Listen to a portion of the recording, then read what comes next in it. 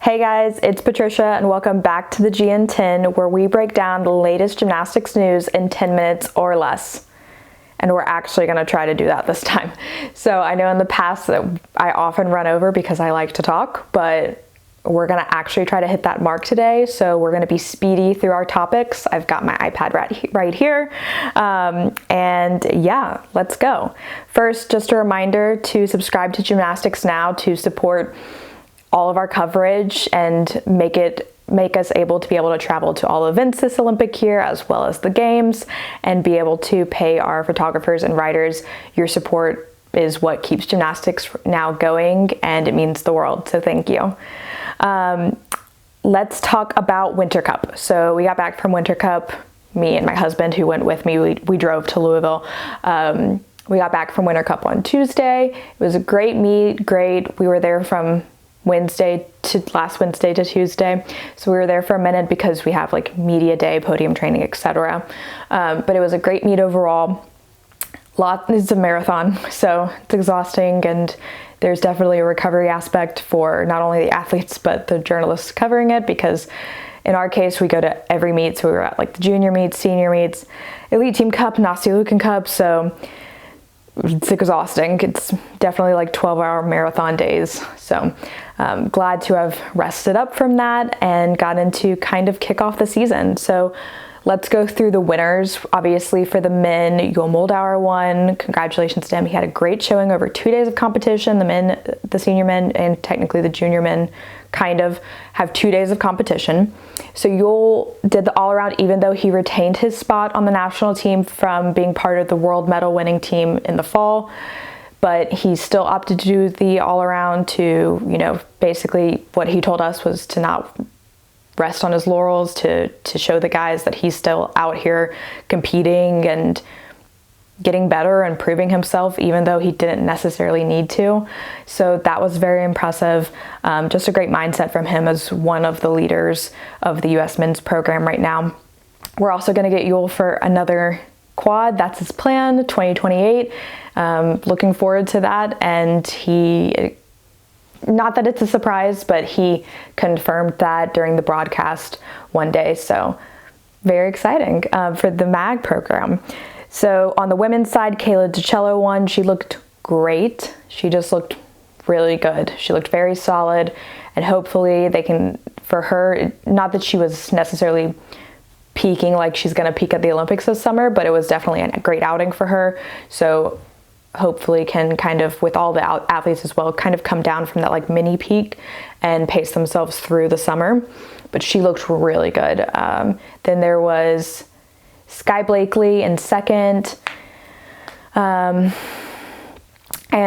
Trinity Thomas was right off the podium in fourth, which was also very impressive just to see her elite comeback.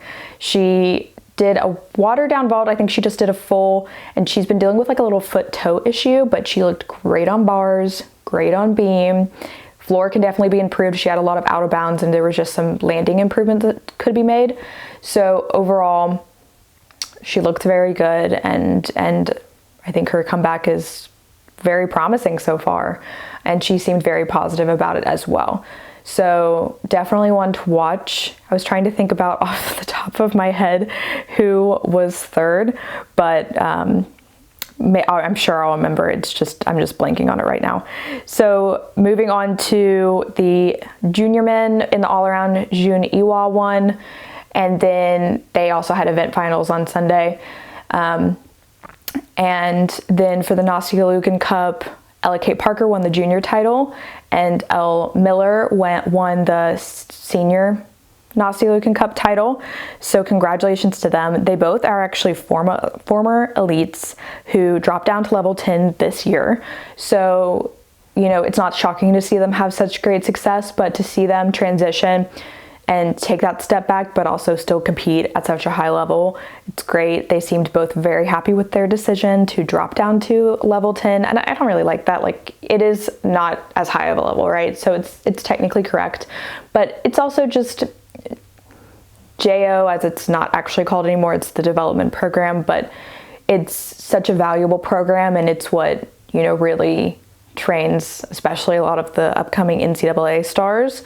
So Elle, for instance, will be going to Oklahoma next year, and there were actually a lot of Oklahoma athletes in the senior ranks competing, and she actually got to meet a couple of them that she hadn't before, who will be her teammates soon.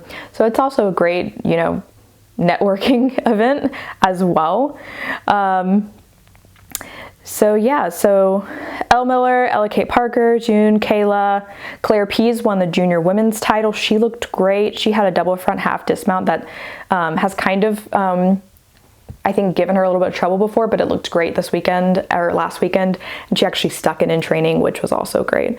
Hesley Rivera was third, behind Kayla DiCello, Sky Blakely, and then it was Hesley and Trinity Thomas. Kayla won by over 2 points with a 56.850, which was very impressive. I know that I'm repetitive. Hesley and Sky actually tied for the balance beam title. Sky had one of her best balance beam routines that we have seen in a very long time, so I highly recommend going to watch that on YouTube.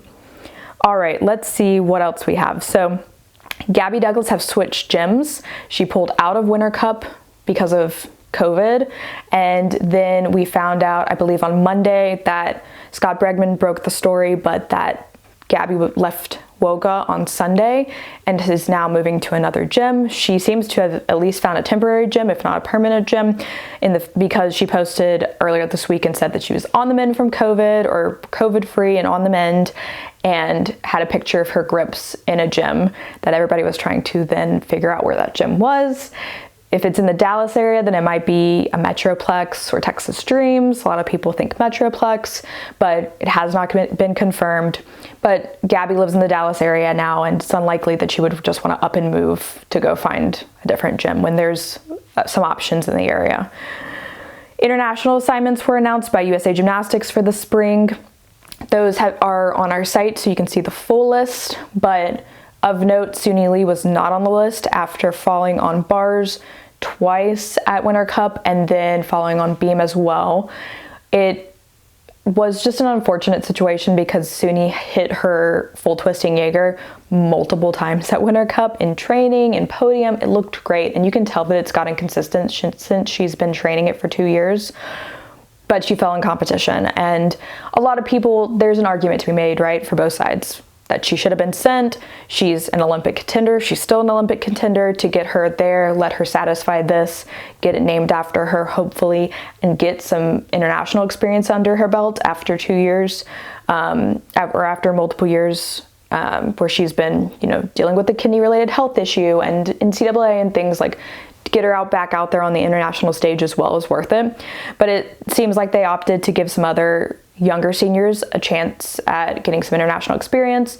So Risa Sponda will go, and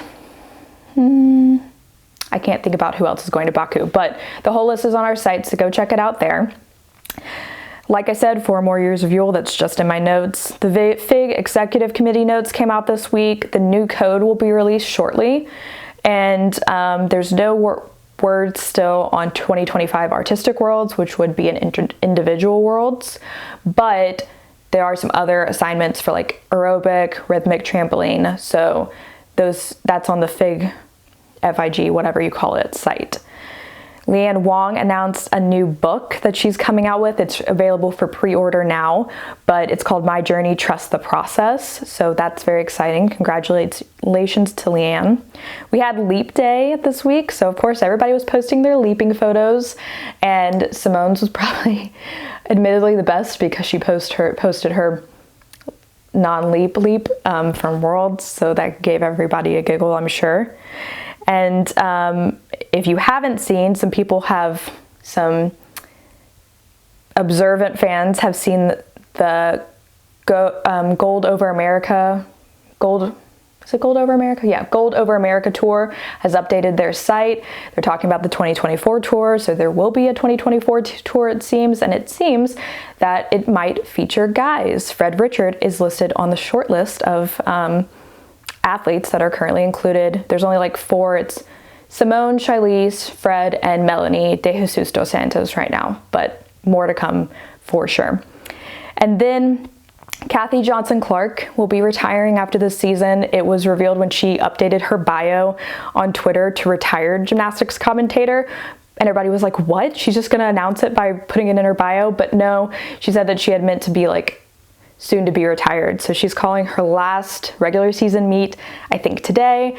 It's Saturday, and then, or maybe it's Sunday. It'll be tomorrow. I think she's calling the Florida meet.